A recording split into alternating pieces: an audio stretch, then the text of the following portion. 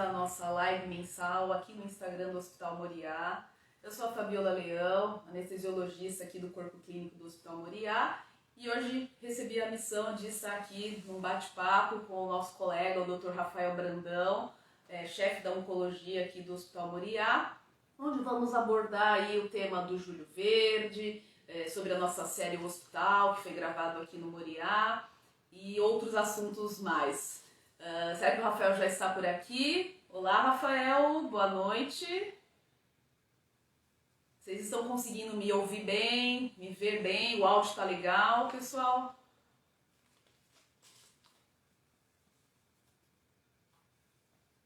Buscando o Rafael. Bom, Rafael ele monitoriza aí, lidera, na verdade, né, uma equipe composta aí pela doutora Érica, pelo doutor João e o Rafael, que é o líder.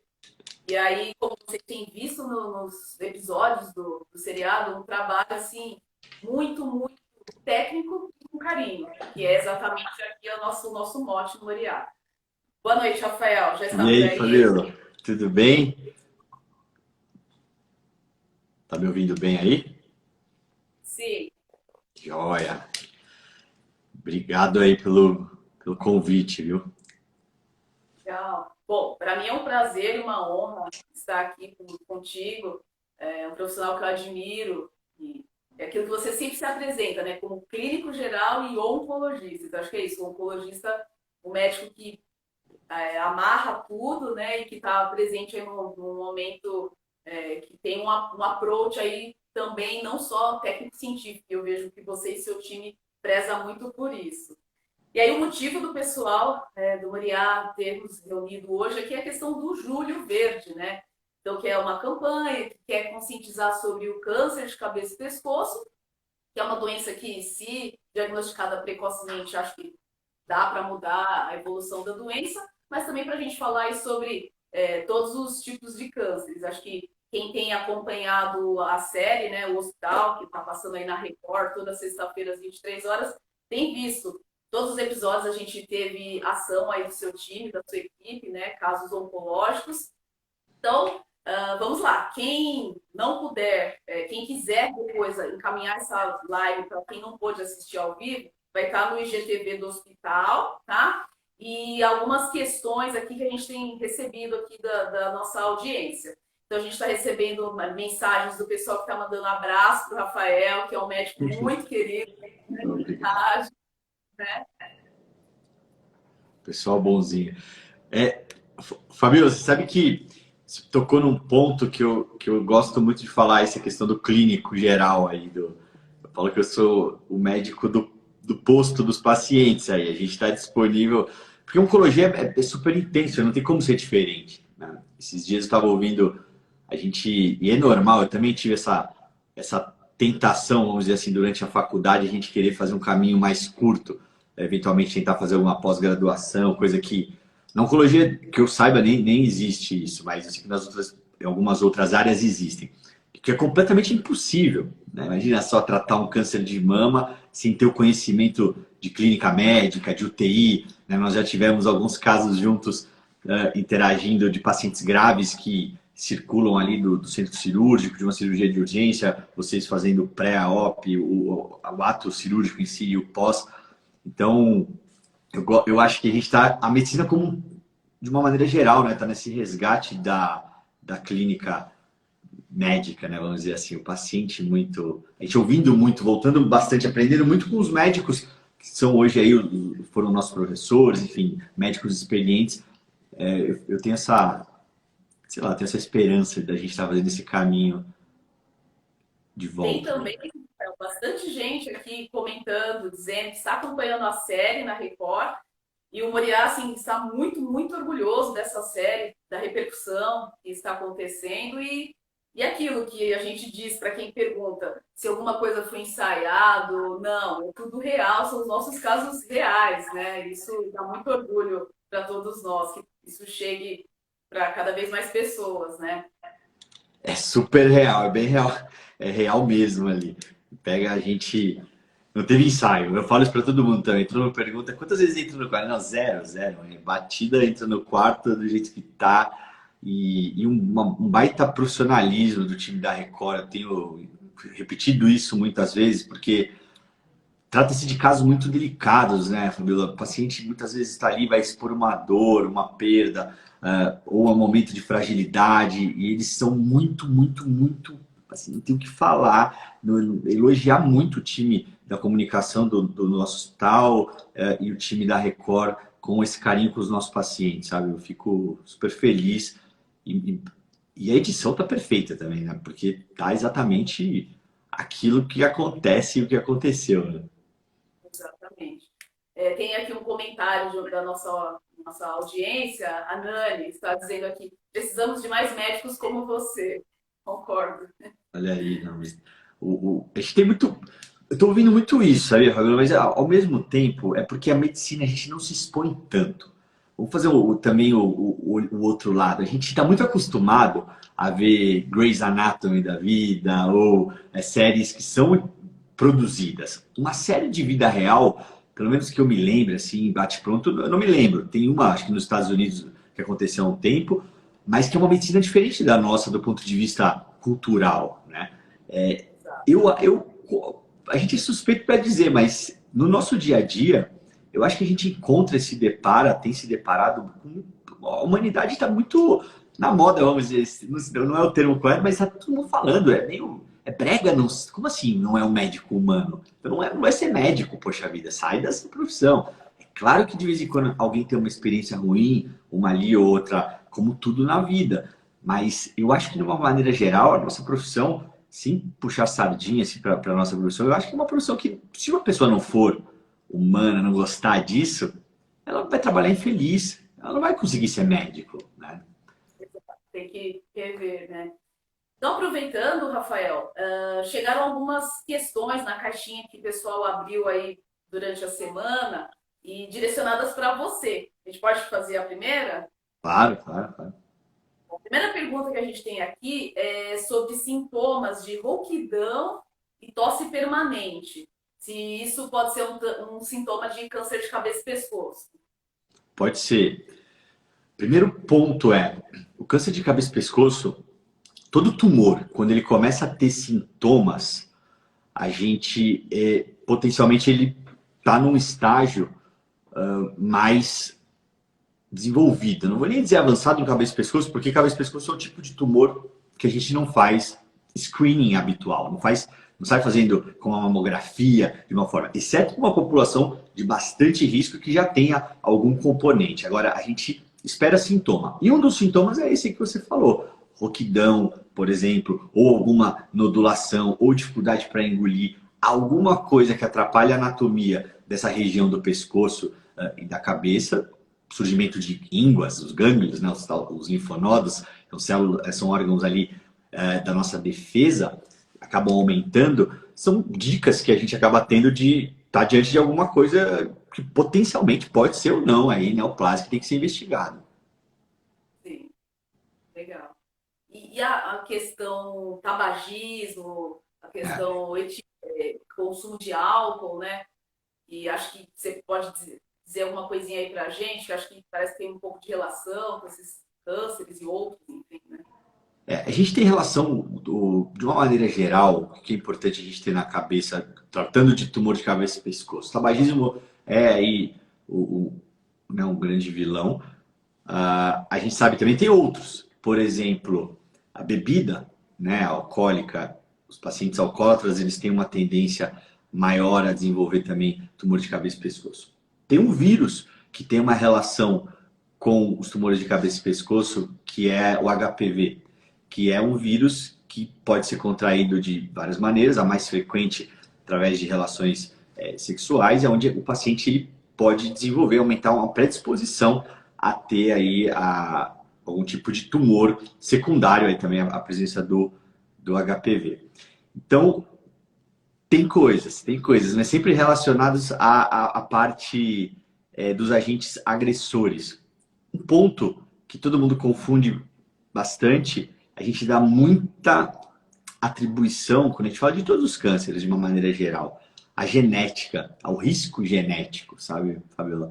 E quando a gente vai a fundo, é a minoria dos casos tem um componente genético. O que, de certa forma, é maravilhoso, porque nós somos aí os protagonistas da nossa saúde, né? Então, muito do que a gente está fazendo. Frase aí que eu vi outro dia, que genética não é destino, né? Exato. E aí, pelo estilo de vida, as decisões que a gente vai tendo aí ao longo da vida, né? É isso. Exatamente isso. Não é. E a A gente doutora culpar a Maria, genética. Né? desculpa, Não, que é isso. comentar com uma colega tua, a doutora Marielle está dizendo aqui que você é real desde a faculdade e muitos comentários aqui dizendo que estão amando a série e que está tirando lágrimas aí, o pessoal se emociona, né? E que você que lida aí com a vulnerabilidade das pessoas, dos pacientes, com o lado emotivo, né? Como que você está levando essa parte aí? Você diz referente à série, assim, né? O quê? Isso. Assim, sendo bem sincero, eu acho que tá todo mundo. Eu ouvi um comentário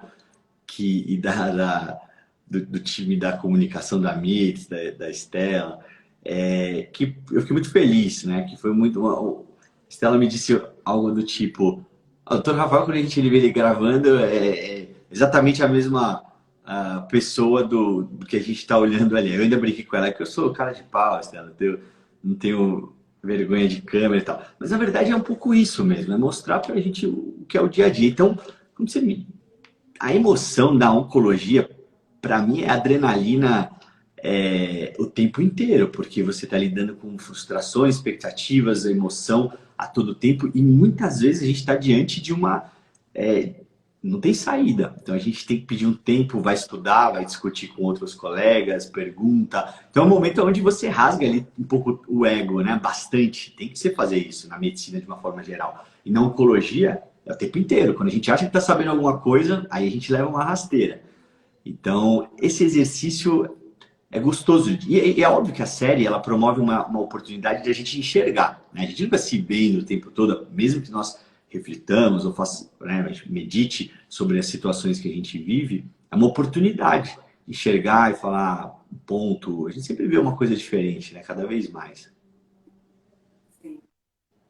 Voltando um pouquinho lá no câncer de cabeça e pescoço, você falou que não são cânceres que se faça sistematicamente check-up, screening, né? Mas medidas gerais para prevenção, tem alguma coisa específica que a gente pode pensar a respeito?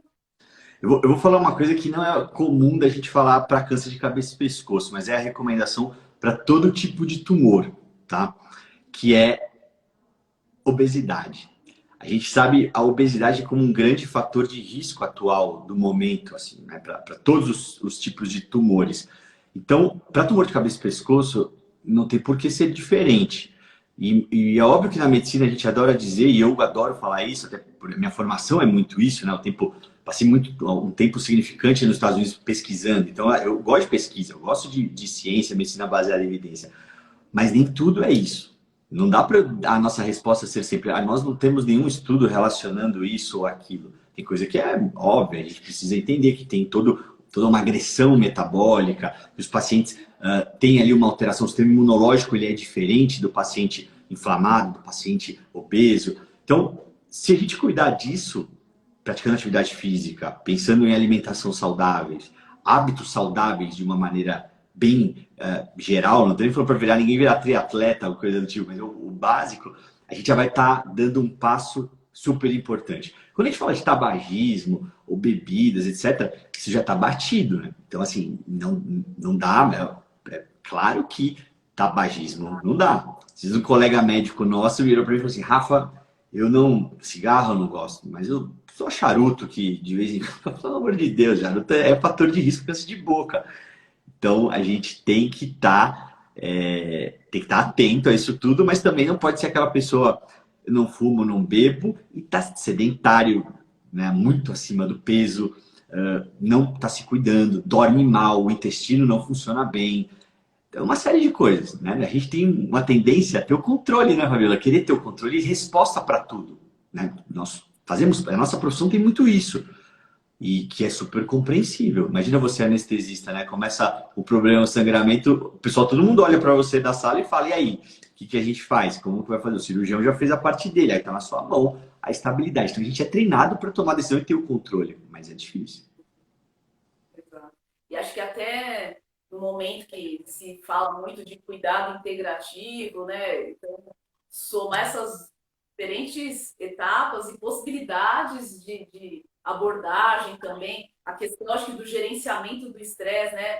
É um ano e tanto aí de pandemia, as pessoas em casa, em home office, enfim, gerenciamento do estresse, né? Acho que acaba tendo um papel também, né, Rafael? Com toda certeza.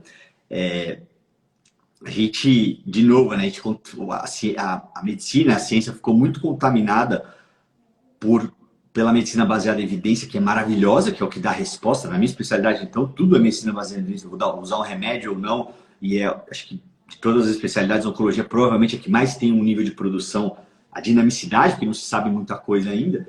Então, a gente está, toda hora tem coisa nova.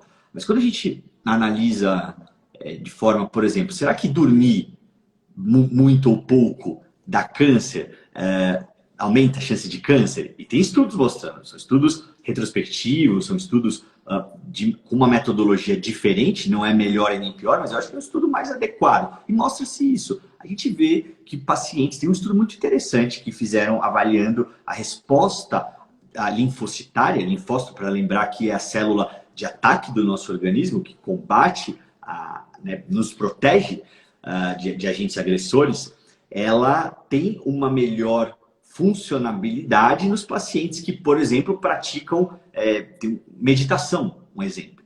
Então, isso são dados indiretos da gente avaliar o impacto do estresse. Tem um estudo agora apresentado na ASCO que foi reatualizado, foi atualizado, na verdade.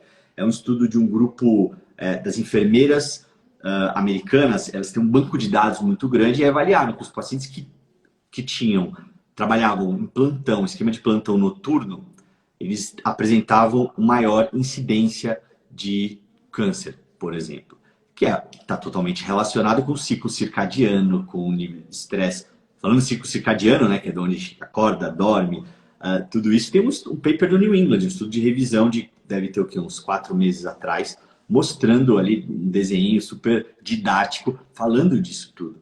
Então, por isso que a medicina a gente tem que virar clinicão mesmo, não tem jeito, né? Todos nós. Só mais alguns feedbacks aqui da live, Rafael. Pessoal dizendo que adorou o carinho e o cuidado que você teve com a Roseli, que foi realmente lindo de ver, que acho que é uma paciente sua já, que vocês têm uma história juntos, né? E, inclusive, ela está aqui assistindo e dizendo que tudo isso é verdade lá na série. Roseli é demais, Roseli é demais. Roseli foi uma das primeiras pacientes que eu tratei quando eu voltei para o Brasil. A gente tem uma relação de fato bem próxima, a gente é super amigo aí. Só que a única coisa que aconteceu que tem que deixar claro, que eu prometi que eu ia tomar um café na casa dela no episódio, e eu não fui porque o João, que trabalha comigo, tomou meu lugar e foi tomar o café no meu lugar. Ele está aqui perto de mim, eu estou brincando com ele, e é verdade, ele foi lá, tomou o café na minha frente. Então eu fiquei sem esse café aí, mas vai ter oportunidade. E até aproveitar para falar aí do teu time, né? A Érica, o João, queridos. Inclusive, quando nós temos pacientes em comum, né? Pacientes que vão ser anestesiados, enfim, o cuidado e a dedicação que vocês têm é muito bacana. Vocês, enquanto time, parabéns. Obrigado, edição. A gente gosta bastante, o pessoal é bem motivado. E a gente não tem muito essa hierarquização aí da medicina, a gente tenta sair fora disso porque é aquilo que a gente falou no início, né, Fábio? A gente não sabe nada, na verdade, então quanto mais cabeças pensando, é sempre melhor. Eu vejo vocês na anestesia são assim também, a anestesia do Moriá, né? Não acho que é habitual isso de se ver, mas eu vejo essa característica em vocês aí no hospital. Sempre estão mais de um time, né? Eu E acho que gosto isso de... dá motivação e dá suporte ao mesmo tempo. E é bacana, bacana, é gratificante. O Rafa, tem um outro comentário aqui de da audiência, a Patrícia, a Pati, escreveu para a gente que ela tem muito medo de morrer de câncer, que é uma doença muito ingrata e traz sofrimento. Aí isso me faz pensar assim, sei lá, minha avó, por exemplo, ela não gostava nem de falar a palavra câncer, ela, aquela doença, né? Então essa coisa da cancerofobia, hoje, óbvio, que como essa live aqui, o acesso às informações é grande, é disseminado, mas ainda essa palavra câncer carrega aí um peso, a cancerofobia, como que é você lidar aí no dia a dia com isso? Ainda existe, de fato, o estigma, mas com toda absoluta certeza é menor do que era antes, né? Minha avó também não falava. A minha outra avó tá super bem, tá ótimo, deve estar até na live, se não tá, porque eu não esqueci de avisar, ela vai ficar brava comigo. Mas já tem uma relação mais tranquila. Mas acho que existe, sim, isso ainda, assim, Fabiola, mas acho que o que eu acho, no fundo, muitas vezes quando existe essa questão da cancerofobia, tem muito mais coisa além, sabe? É muito mais, a gente terceiriza a palavra, o medo e tal, mas na verdade não. Na verdade é alguma coisa que ela está canalizando para aquilo. Semelhante com gente que tem medo de altura, tem medo de gato, tem medo de uma série de coisas. Então daria para a gente filosofar um pouco nessa linha, mas eu não acho que é secundário exclusivo ao câncer em si. Até porque, gente, falar que o câncer é uma doença traiçoeira, que a gente morre e etc., não é verdade, assim, deixa eu me corrigir. É raro acontecer, não é o habitual. Eu vou ser sincero que não é todo, não perco o paciente a todo momento. Ao contrário, mais ganho e mais eles estão bem, muito mais proporcionalmente do que perde o paciente, sabe? Então, é diferente, tem muitos remédios, muitas armas. Os pacientes, mesmo no cenário metastático, quando a gente tem lesão para todo lado, não só no lugar inicial onde começou o tumor, os pacientes estão vivos há muitos e muitos anos. Já estão chegando nesse nível, né? Exato. Aproveitando essa parte, enfim, filosófica aqui da conversa, uma outra audiência aqui, uma colega da audiência mandou, a Shirley Lina, escreveu que, se isso pode ser uma pergunta, se tristeza dá câncer. Isso é super complexo. Eu vou te falar uma coisa assim, nada científica, baseado muito no que eu penso. Eu penso que depende desse grau de tristeza. Coincidentemente, eu li um estudo hoje de manhã falando de depressão associado com câncer de mama. Existe essa relação. Existe essa relação com risco cardiovascular aumentado, por exemplo. Depressão, aumento de risco cardiovascular. Eu gosto muito de fazer esse paralelo, vocês já me viram falando várias vezes, coração e câncer, porque é parecido em muitos aspectos. Tudo que aumenta o risco cardiovascular, muito provavelmente aumenta a chance de câncer. Então, precisa analisar, porque tristeza, será que tipo de tristeza é essa? É uma tristeza mais longa, mais prolongada, uma coisa mais ligada à melancolia, ou é de fato uma patologia, é um quadro de uma depressão maior? Então, tem que fazer uma análise relacionada a isso tudo. Acho que tem que avaliar de uma maneira geral. Mas dizer que não causa, também acho que não dá pra gente dizer. Tem que dizer que impacta. Com certeza impacta. Todo mundo aqui já ficou triste e é algo que impacta o nosso dia a dia. Você tem menos vontade de trabalhar, você tem menos vontade de ver seus amigos, ver seus familiares, de se alimentar ou se alimenta demais. Tem uma série de mudanças. Por que não pode haver uma mudança na forma como a célula responde, né? O nosso organismo responde. Bacana. Uma outra pergunta que tinha chegado logo no início, perguntando, além de quimioterapia e radioterapia com possibilidades de tratamento, se existem outros tipos de tratamento que são usados agora. Não sei se o pessoal está querendo saber de imunoterapia, enfim. Isso. Você pode falar um pouco para a gente disso? A gente separa de formas assim, vamos lá, o primeiro tratamento, acho que para câncer que surgiu, que ainda até hoje é preconizado para vários, o maior utilizado é a cirurgia em si. Depois disso, a gente começou a gente tem quimioterapia. Quimioterapia comum, aquela que cai o cabelo e tal. Depois a gente tem hormonioterapia, que é quando a gente tem um tumor que é nutrido por um hormônio específico, por exemplo, testosterona na próstata, um câncer de próstata, a gente vai lá e bloqueia essa testosterona e o tumor para de crescer. O hormônio funciona como combustível para o tumor. Existem outras linhas de tratamento que é a terapia-alvo, que a gente conhece hoje, quando a gente encontra uma mutação específica, um câncer de pulmão, por exemplo. a gente encontra ali, faz uns testes para olhar a mutação e descobre, de fato tem uma mutação. A gente dá um comprimido para o paciente que ela faz uma ligação, uma espécie de chave fechadura ali com a célula e a célula para de crescer, para de proliferar. Melanoma, pulmão, tem alguns tumores que existem isso. Que é preciso ter uma mutação específica. Existe ainda outras terapias orais que são tanto quimioterapia quanto hormonioterapia. Tem terapia oral que são os inibidores de tirosina quinase que agem ali na proliferação celular também, mas não necessariamente é preciso ter uma mutação específica. A gente utiliza tumor de rim, por exemplo, a gente usa. E acho que é do momento, a verdade do momento, que é o caso da Ana Flávia, até que é o caso do segundo episódio da série Hospital, que é uma paciente que teve um câncer de rim metastático, que operou, e a gente fez imunoterapia para ela, que é basicamente um pouco diferente do que a gente está acostumado a ouvir nas doenças reumatológicas. Lúpus, né? A gente fala, o paciente vai fazer imunoterapia. Ali, doença reumatológica é no objetivo de suprimir o sistema imunológico. É para colocar o sistema imunológico, a atividade dele está demais, vamos frear esse sistema imunológico um pouco. No câncer, o sentido da imunoterapia é o contrário. É a gente estimular o sistema imunológico, que talvez esteja dormindo, não esteja tão apto quanto deveria estar, ou não está tão reagente quanto nós gostaríamos. E aí, reage. E aí os efeitos colaterais também são diferentes. Diferente de químio, diferente de imuno. Então, essa é a dinamicidade da especialidade. E agora, para completar, qual é a grande linha de tratamento? É juntar tudo. Então, muitas vezes a gente dá químio junto com imuno, junto com bloqueio, junto com inibidor de tirosina quinase. Então, a gente misturou, e aí mistura os efeitos colaterais, mistura e melhora, obviamente, os desfechos. A gente está tendo resultados melhores.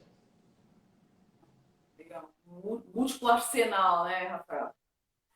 E não pode esquecer da radioterapia, né? Senão meus amigos radioterapeutas me informam. Mas a radioterapia super eficaz. Tem também terapia local, radioablação, radiofrequência, crioablação, terapias locais. Tem muita coisa. Um arsenal extenso, né? Sim. Tem mais algumas informações aqui, Rafael, que eu vou te passar. Michel Sakaguchi está perguntando para a gente se café é vício ou dependência. Eu não faço a menor ideia. Não faço a menor ideia que eu não sei. Você sabe que eu acho que, na verdade, todo mundo é dependente. Se a pessoa tem um vício, ela é dependente daquilo, né? Mas deve ter, talvez, uma explicação mais que eu vou me abster de dizer, não faço a menor ideia. A Regina Caldeira está aqui dando uma bronca porque você não avisou a avó e disse que vó é mãe com açúcar. Verdade, é verdade. Eu esqueci da minha avó. Total. Só relembrando, fica gravado no GTV. Então tá Pois eternizado. Vou ver depois. É Eu acabei o consultório agora, eu nem consegui ir para aí, né? Eu vim aqui da clínica, então não consegui avisar o time. Mas. A Jana Correia mandou uma mensagem para dizer que teve câncer em 2004 e que em 2015 ela está firme e forte. Que bacana. Isso aí, isso é a realidade. Esse aqui é o verdadeiro curso, né, que a gente habitualmente vê aí. Que é o caso lá do episódio, né? A Ana, tua paciente, né? Que o filho tinha 3 anos e agora ele está na faculdade, né? Olha isso, a diferença no curso da evolução da vida dela e da doença, né? Do trabalho aí de vocês. Exato. A gente teve E a Ana é um caso muito legal, porque hoje ela está totalmente sem evidência de doença e sem remédio, sem tratamento. Então, é um quadro que tinha uma metástase grande no pulmão, tinha metástase até pâncreas, tinha lesões ali agressivas e ela teve uma mega resposta com a imunoterapia. Então, é uma paciente que é um caso interessante. Legal. Veio aqui uma outra pergunta que eu acho que dá até para complementar. Rosemar está perguntando, e quando as medicações causam alergia? E aí eu até pensaria, e quando os efeitos colaterais são tão exuberantes que acaba tendo que trocar o tratamento? Como que é isso? Boa pergunta. Essa é uma ótima pergunta. Quando a gente tem efeito colateral, quimioterapia a gente tem efeito colateral, mas a gente conhece melhor. Os efeitos colaterais na quimioterapia são mais previsíveis. Então a gente sabe lidar melhor. A imunoterapia, proporcionalmente, tem menores efeitos, uma menor incidência de efeito colateral, mas quando tem um efeito colateral grave, ele é significativo. E muitas vezes a gente não pode mais expor o paciente à imunoterapia. E é dinâmico. Isso muitas vezes está relacionado, inclusive, com a resposta. Tem alguns tipos de tumores que, quando maior ali o efeito colateral, quer dizer, então, que o sistema imunológico está super exacerbado e a resposta tende a ser melhor, de uma forma geral. E aí vem a resposta, a pergunta é, tá bom, eu vou trocar, mas eu tenho opção de troca? Existe essa opção? Tem remédio para substituir esse determinado tratamento? Será que não dá tempo da gente dar uma freada, esperar, esfria o caso? Vamos esperar o paciente se recuperar e depois a gente expõe com uma dose menor e vai subindo. Então, é dinâmico, é bastante dinâmico, mas tudo depende muito da opção que nós temos. Sim, legal. A Camila Nascimento, o Rafael, está perguntando aqui se radiação ionizante é certeza de câncer. Não, não é certeza de câncer. Isso está totalmente relacionado, é óbvio, com a quantidade que foi exposta, o tempo de exposição e tudo mais. A gente sabe que tem tem um potencial cancerígeno, a gente sabe disso, mas depende, é dose dependente, completamente, não é certeza. Acho que não existe nada que é uma certeza absoluta, né? De 100% a gente vai ter câncer com toda certeza. A gente não consegue dizer, né? E fazendo aqui uma correlação aí com o momento Covid, vacinação, né? E os teus pacientes imunodeprimidos, imunossuprimidos que estão em vigência de tratamento, como que tem sido administrar essa situação aí? Eles estão se vacinando normalmente? Como que está a questão aí? Quimioterapia barra vacina Covid e Covid. A gente vacina, a recomendação é vacinar mesmo todo mundo. A última recomendação em relação a isso é pacientes hematológicos que fizeram transplante de medula. Existe uma dúvida se não deve esperar pelo menos 3 meses da última dose para expor o paciente, aliás, para vacinar o paciente, para fazer a primeira dose. E pacientes que recebem uma terapia que não tem, a gente não tem no Brasil, que se chama CAR-T-cell, que é semelhante a um processo de um transplante de medula, um transplante autólogo. Semelhante, mas não é um transplante, mas você imunossuprime o paciente. E também existe essa recomendação para essas duas situações específicas, mas por uma ausência de dado mesmo, não é nem por alguma coisa. Como não foram incluídos nos estudos, teve um estudo agora recente que incluiu o paciente com câncer, que foi visto que a eficácia existe, que antes a gente tinha um baita medo, achava que os resultados seriam piores, pacientes que tivessem, né, tivesse exposição ao Covid, e a gente viu que não. Inclusive, para cabeça e pescoço, estou lembrando aqui agora, teve um dado que avaliou o paciente ser operado nessa fase do Covid e não aumentou a mortalidade para os tumores de cabeça e pescoço. É um estudo até que está até no up-to-date lá, uma atualização recente sobre isso.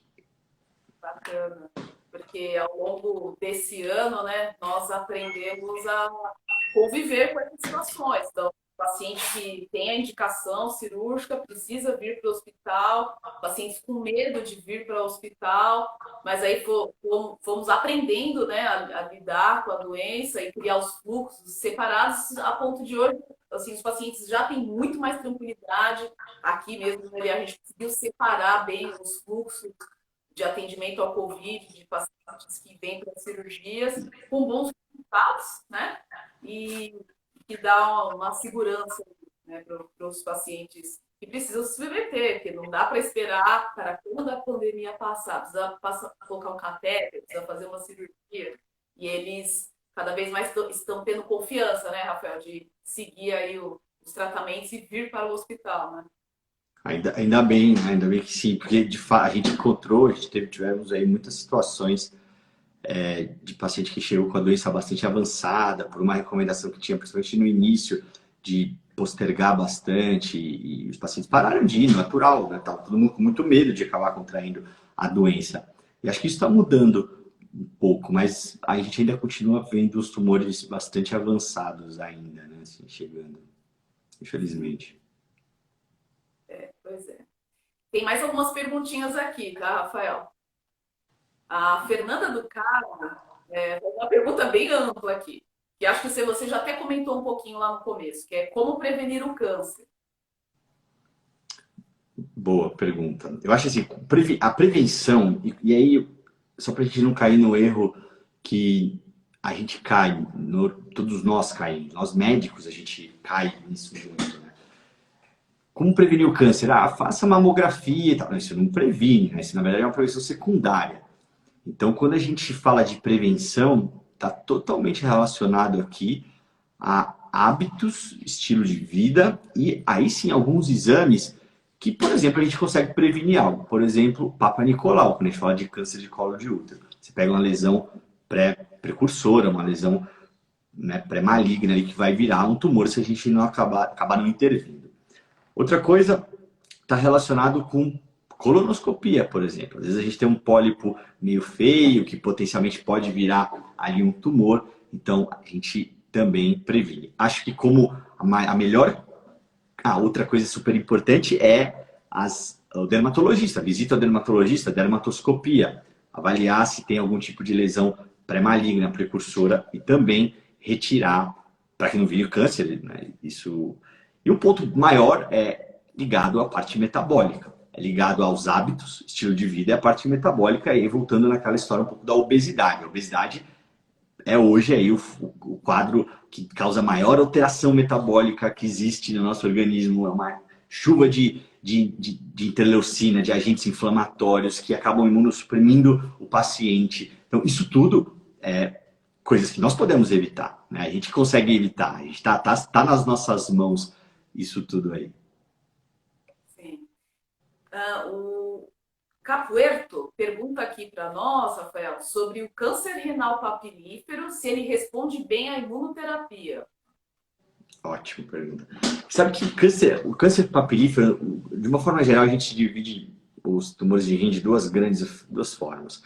Câncer de células claras e o de não células claras. O papilífero, ele entra em não células claras. Os tumores de não células claras são tumores que não respondem tão bem à imunoterapia. Assim, eles respondem melhor aos inibidores de tirosina quinase, que são aqueles comprimidos que eu falei para vocês no início, que agem ali no ciclo celular, impedindo a replicação celular. Mas imunoterapia, de antemão, não é a nossa escolha inicial quando a gente trata-se aí de tumores não células claras. Porém, existe alguns dados, eu tive até a oportunidade de participar disso, era uma linha de pesquisa que eu tinha lá em Boston, onde cerca de 15 a 20% dos pacientes com esse tipo, ele pode responder à imunoterapia, principalmente os de tipo 2, que são tumores que têm uma diferenciação mais agressiva, eles parecem uma diferenciação sarcomatóide, eles parecem mais um células claras, às vezes. É um não células claras, mas com características mais agressivas. Esses parecem que podem ter algum tipo de resposta. Legal. Mais uma pergunta aqui da audiência, Rafael. A Pati Rafa disse que perdeu o pai, mas que ele sobreviveu 6 anos à leucemia e que ele foi tratado pelo SUS e que tomou a quimioterapia oral. Que eu acho que até recentemente teve alguma mudança aí com essa relação à quimioterapia oral e legislação, se eu não me engano, né? Sim, teve. Isso, provavelmente o pai dela deve ter tido LMC, né? Leucemia mieloide crônica, e deve ter tomado imatinib, que é um remédio que dá no sistema público de saúde, que é um inibidor de tirosina quinase, não é quimioterapia propriamente dita. O que teve recentemente é a obrigação das operadoras de fornecerem a terapia oral, quimioterapia oral. Isso porque antes a Anvisa ela revisitava esse rol da ANS a cada 2 anos, quando estava relacionado a tumores, a quimioterapia oral. E aí isso mudou. Então agora a tendência é de que haja uma, uma interação maior ali, o sistema de saúde privado, né, ele acabe fornecendo aí as terapias orais para os pacientes. Já era assim em algumas coisas, mas por conta do delay dele reavaliar, demora 2 anos para avaliar se existe ou não a necessidade de incorporação no rol, que fala totalmente contrária dos remédios venosos, que aí são avaliados com maior frequência. Então, é isso que ajustou. Certo. A Sueli Almeida, Rafael, pergunta sobre se vacinas preventivas para o câncer, se há uma perspectiva ou há algo a respeito. Isso é uma excelente pergunta, porque um campo que acho que vai avançar, avançou, na verdade, em toda a medicina, com essa corrida para descobrir uma vacina para o Covid, muitas frentes foram encontradas. A vacina no tumor, para o tumor e para tumores de uma forma geral, ela é estudada há muitos anos, mas poucos resultados, poucos benefícios. E a gente tem visto agora um avanço em relação a isso. Teve até um estudo recente, preliminar, mostrando para tumores de mama triplo negativo. Eu tenho completa convicção de que isso vai ser o próximo grande avanço dentro da oncologia. O uso de vacinas, principalmente essas vacinas que utilizam RNA, tentando de alguma maneira interagir ali no núcleo celular do DNA, talvez tenha algo aí para ser avançado. Acho que isso tudo contribuiu. Os pesquisadores hoje que trabalham com isso acabaram tendo resultados mais robustos e maior expertise nessa linha de tratamento. Bacana, bacana. Ó, Rafa, a Ana Flávia Pescuma está falando aqui com a gente para você falar sobre o papel da medicina integrativa no tratamento oncológico. A Ana Flávia é a paciente do segundo episódio, né? Ela mesma, a própria Ana querida. Beijo, Ana. Bom, a medicina integrativa é muito, como a gente diz, né? A parte fácil é prescrever a quimioterapia ou remédio. O complexo é mudar os hábitos, né, do paciente, não só os hábitos, quando me refiro a hábito, não estou falando só do que ele come ou do que ele faz, mas é aquilo, é olhar o sono. Eu brinco que a gente vira o pediatra do adulto, né, do paciente, é o clinicão lá do início que a gente conversou, Fabi. Mas é olhar sono, olhar quantidade de lazer, como é que está a relação, a saúde física, a saúde mental, a saúde espiritual desse paciente, como é que está a relação dele com as pessoas. Tem um estudo bem interessante que fala sobre perdão.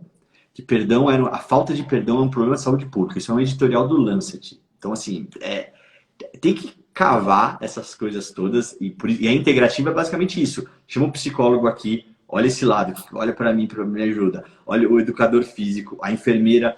Não tem ninguém que avalie efeito colateral, evento adverso de remédio melhor do que enfermeiros. Também é mostrado em papers comparando médico com enfermeiro. E então, até teve uma época em um dos hospitais que eu trabalhei quando eu voltei para o Brasil, a gente estava implementando um sistema de coaching para paciente oncológico. Não era essa questão motivacional, não. Era uma questão mais de ordenar um pouco a vida dele, para que ele consiga entender todas as áreas da vida, onde é que não está tão balançado assim, e balançar, e focar. E olhar isso de uma forma 360. Então, reposição de algumas vitaminas específicas, a quantidade que está dormindo, a terapia alternativa, a terapia complementar, por exemplo, a acupuntura, tem dados robustos e científicos mostrando que tem total evidência. Então, a gente tem que ter um pouco de cuidado. Eu falo isso até para mim, muito, quando eu falo isso, mais para meus ouvidos escutarem. A gente tem uma tendência muito a tudo remédio, tudo e com razão, porque a indústria farmacêutica tem um baita crédito. Acho que a gente teve esse avanço substancial graças à indústria farmacêutica, o quanto que foi investido de pesquisa, isso é motivo de muita comemoração. Porém, se a gente encontra os resultados, todo estudo que a gente olha, tem sempre alguém lá que está vivo há vários anos e ninguém vai atrás daquela pessoa e fala, como é que você faz, né? Aquela brincadeira, como é que você se alimenta, como é que você acorda, como é que você faz? E tenta entender isso. Por que tem paciente que responde tão bem a um tratamento, outros não tanto? Existe uma peculiaridade do tumor? Existe. Mas será que tem hábitos aqui que impactam? Tem coisas aqui que mudam? Na vida é assim, quando a gente começa uma briga, eu brinco, é um desafio. Se a gente entra com um mindset achando que vai dar errado, que vai acabar dando errado, as coisas acabam acontecendo. Então, é uma conjunção e é super dinâmico. A gente tem uma tendência a botar tudo em guideline, protocolo, que é joia, é bom, porque dá oportunidade da medicina ficar com uma boa qualidade em todos os espaços do Brasil, do mundo, aliás. Mas não pode ser só isso, né? A gente tem que dar esse olhar integral aí, 360, para o paciente, sem dúvida alguma. Olha, Rafael, você é um uma explosão de conhecimento aqui, muitas perguntas mesmo. Bom, vou fazer uma que acabou de chegar. Ricardo Machado está adorando a live e quer saber se todo câncer vira metástase. Não, não é todo câncer que vira metástase. Tem alguns tumores que eles têm um índice de proliferação baixo, são mais indolentes, que potencialmente eles nunca vão virar metástase. Tem alguns tipos de tumores de pele, por exemplo, que fazem isso. Esses tumores basocelular, por exemplo, que a gente vê com maior frequência numa população mais os idosos, que ficam aquela lesãozinha tipo uma pérola. Não é comum, pode acontecer, pode, mas não é todo. Assim, a gente tem tumores neuroendócrinos de baixo grau, que tem uma velocidade muito baixa, que modifica. Então, não são todos.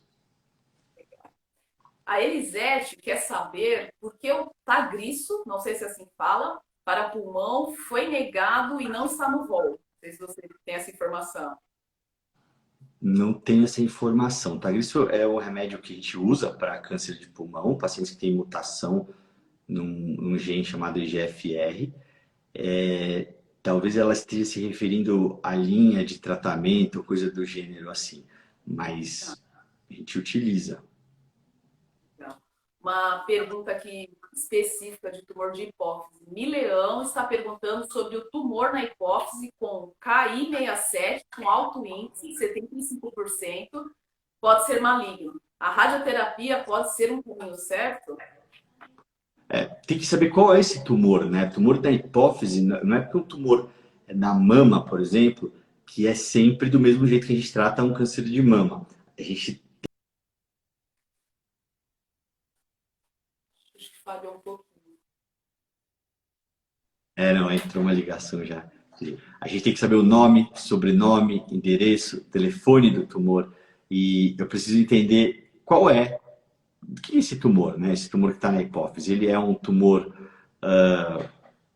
por exemplo, é um tumor germinativo, que é frequente nesses tumores, por exemplo, de hipófise, ou é um tumor endócrino, alguma coisa específica. Então a gente tem que avaliar. Radioterapia pode fazer parte do arsenal, em junção com cirurgia, com quimioterapia, mas eu tenho que saber qual é esse tipo de tumor que ele está se referindo aí. Bom, ela deu essas particularidades, mas acho que requer uma avaliação mais... O KI67, ele não diz o que ele é, ele mostra só que é um tumor de alto índice proliferativo. Então é um tumor potencialmente mais agressivo, mas a gente precisa entender, por exemplo, tumores germinativos podem fazer isso, de germinoma, coisas desse tipo. Mas a gente tem que ter mais dados aí para poder opinar. A Juliana Aquino, Rafael, está perguntando se o câncer de rim é hereditário. Pode ser hereditário, existe algumas, mas é a minoria, tá? A minoria. Voltando à história do hereditário, é a minoria. Mas existem algumas síndromes genéticas que constituem aí alguns tumores de rim na apresentação da doença. Legal. A Dani Vasco teve câncer de mama, fez vários tratamentos e pergunta se a rádio é sempre necessária. Não. Câncer de mama, a gente utiliza a rádio de uma forma geral nos pacientes que, no cenário metastático, por exemplo, se ela tem uma lesão fora do primário, fora da mama, a gente não lança a mão de radioterapia. Ou se é um tumor pequeno, ou um tumor que responde bem à quimioterapia, e é um tumor que vai, ou nem fez quimioterapia, foi para cirurgia direto, e, por exemplo, é feita a mastectomia desse tumor, dessa mama, não precisa de radioterapia. Ou é um tumor HER2 positivo grande, que respondeu super à quimioterapia, ficou com resposta patológica completa, ou seja, foi para cirurgia depois da quimio, não encontrou tumor. Hoje a tendência é a gente não fazer mais radioterapia. Então não é todo tumor que a gente usa radioterapia, não. Existem peculiaridades aí. Legal. A Wanda Lúcia está perguntando aqui como é o tratamento de imunoterapia. É igualzinho um soro. É um soro que é aplicado na veia do paciente. A regularidade varia. Hoje tem uma tendência grande a ser feita uma vez por mês. Uma vez por mês é a tendência dos remédios atualmente. Legal. A hereditariedade.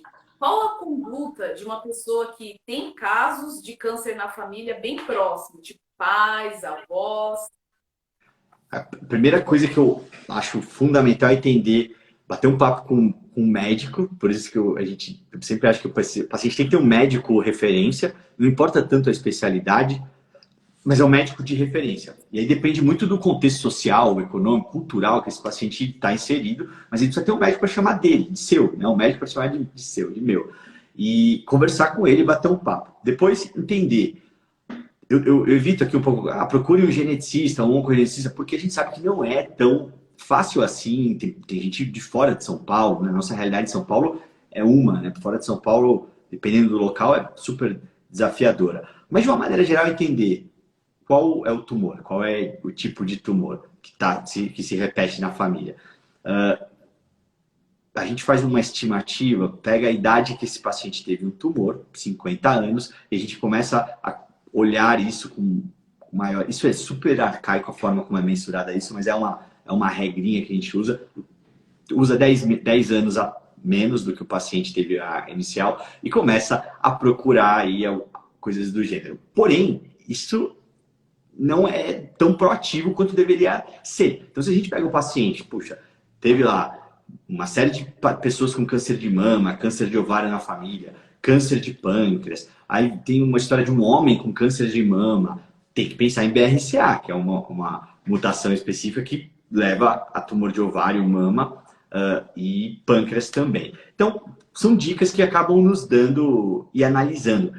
Mas quem vai conseguir dizer isso? O teu médico vai conseguir pegar e dizer, puxa, tem algo estranho aqui. De fato, essa repetição não é habitual desse tumor específico. Vamos dar uma olhada, vamos conversar, vamos procurar aqui ajuda para você. Perfeito, perfeito.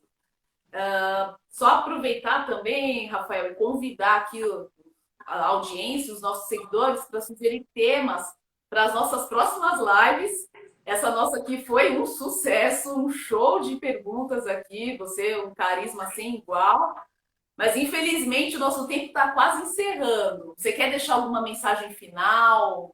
Quer encerrar aí a tua mensagem? Primeiro, queria te agradecer a simpatia toda sua aí como entrevistador. Te agradeço. Agradeço também publicamente aí a ajuda que vocês, o time da anestesia, Dr. Teru e a Diná, todo mundo aí, todos vocês dão um apoio incondicional a gente na nossa prática. Esses dias a gente viu uma situação curiosa, liguei para a Diná, de uma paciente nossa que estava em químio, fez um abdômen agudo perfurativo, e vai todo mundo se envolve com o caso. Então, esse é o grande diferencial, na minha opinião, do Moriá. Acho que eu pude até falar isso recentemente em vídeo. Esse comprometimento, esse relacionamento é muito significativo para nós médicos, né? Porque a gente fala, puxa, a doutora Rafael é humano, ou tá, né, muito envolvido com o paciente, né? Não dá para ser diferente, né? Isso é com todo oncologista, todo médico que está com uma situação complexa na mão, aquilo te despende uma energia muito grande, você cria vínculo, relacionamento, empatia muito grande com o paciente. Então, a melhor forma de retribuição para mim, perdi um paciente sábado aí no hospital, um paciente que a gente brigou, super.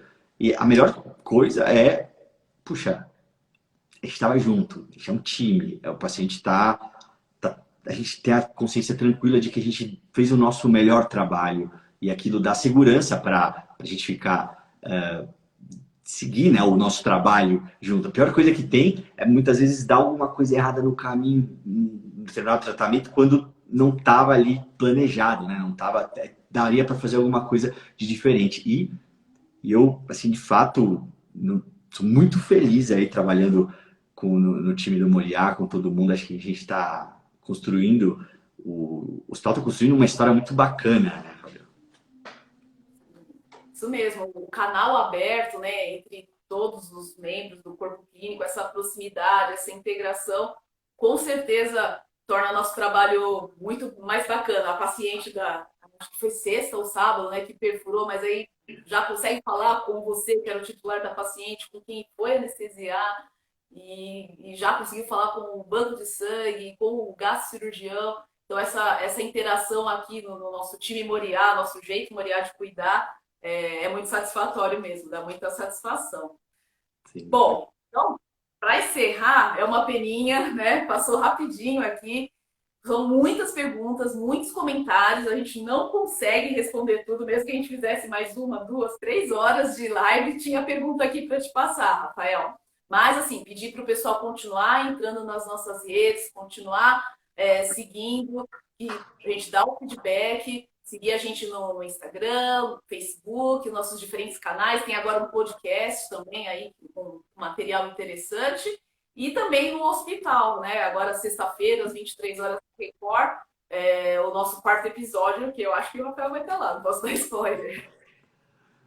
Tá aí, olha. Legal, Fabi. Obrigado, viu? Obrigado pelo convite.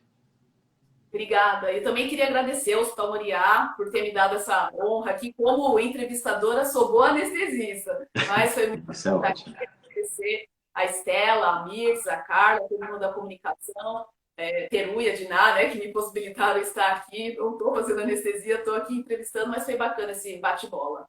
Muito legal. Obrigada, Rafael. Legal, brigadão. Tchau, tchau, pessoal. Boa noite. Boa noite.